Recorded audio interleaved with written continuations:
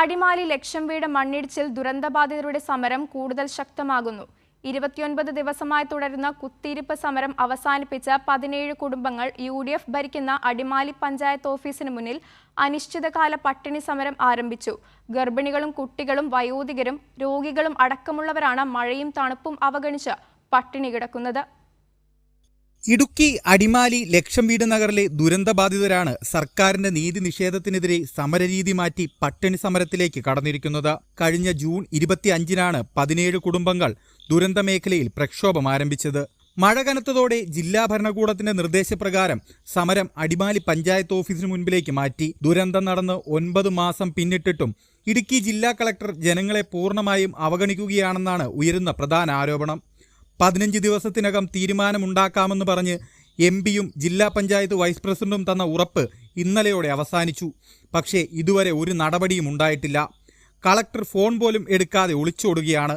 തങ്ങൾ ആരുടെയും ഔദാര്യത്തിന് നിൽക്കുന്നതല്ല, അവകാശത്തിനും അതിജീവനത്തിനും വേണ്ടിയുള്ള പോരാട്ടത്തിലാണെന്നും കൺവീനർ ഷാജി കൊല്ലംകുടിയിൽ പറഞ്ഞു. പട്ടികളെ പോലെ ഞങ്ങൾ ഈ തെരുവിലിറക്കി വിട്ടിട്ട് കണ്ണടച്ച് ഇരുട്ടാക്കി നടക്കുന്ന അധികാരികൾ ഇത് കണ്ടില്ല എന്ന് നടിച്ചു നടക്കുന്ന അധികാരികളോടാണ് പറയുന്നത്. ഇനി ഈ സമരം ഈ രീതിയിലല്ല, ഇതിൽ മുമ്പോട്ട് ഘടിപ്പിക്കാൻ ഈ സമരസമിതി കഴിയും. ഞങ്ങൾ അടിച്ചമർത്താൻ നിങ്ങൾ ശ്രമിക്കേണ്ട, അതിനുള്ള യാതൊരുവിധ കാര്യവും നിങ്ങളുടെ കയ്യിലില്ല. ഞങ്ങൾ ഈ സമരവുമായി മുന്നോട്ട് തന്നെ പോകും. 29 ദിവസം പിന്നിട്ടിട്ടും തങ്ങളുടെ പുനരധിവാസ വിഷയത്തിൽ അധികൃതരുടെ ഭാഗത്തു നിന്ന് യാതൊരു നടപടിയും ഉണ്ടായിട്ടില്ലെന്ന് ഇവർ ആരോപിക്കുന്നു. മന്ത്രിസഭാ യോഗത്തിൽ അനുകൂല തീരുമാനമുണ്ടാകുമെന്ന് ജനപ്രതിനിധികളും ഉദ്യോഗസ്ഥരും വാഗ്ദാനം നൽകിയിരുന്നുവെങ്കിലും വഞ്ചിക്കപ്പെടുകയായിരുന്നുവെന്നാണ് സമരക്കാരുടെ പരാതി. ഞങ്ങളുടെ അക്കൗണ്ടിലേക്ക് ഇനി ഞങ്ങൾക്ക് അർഹിക്കുന്ന ഞങ്ങളുടെ അവകാശം ഞങ്ങളുടെ അക്കൗണ്ടുകളിലേക്ക് ഇനി വരാതെ ഞങ്ങൾ ഈ പട്ടിണി സമരം അവസാനിപ്പിക്കില്ല.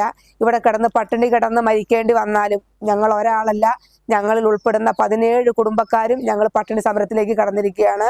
തീർച്ചയായിട്ടും അധികാരികളുടെ ഭാഗത്തുനിന്ന് ഇനിയും ഒരു തീരുമാനം ഉണ്ടായില്ല എന്നുണ്ടെങ്കിൽ ഞങ്ങൾ ഈ വരാന്തയിൽ കിടന്ന് തന്നെ പട്ടിണി കിടന്ന് മരിക്കാൻ തന്നെയാണ് ഞങ്ങളുടെ തീരുമാനം. ഗർഭിണികളും കുട്ടികളും വയോധികരും രോഗികളും അടക്കമുള്ളവരാണ് മഴയും തണുപ്പും അവഗണിച്ച് പട്ടിണി കിടക്കുന്നത്.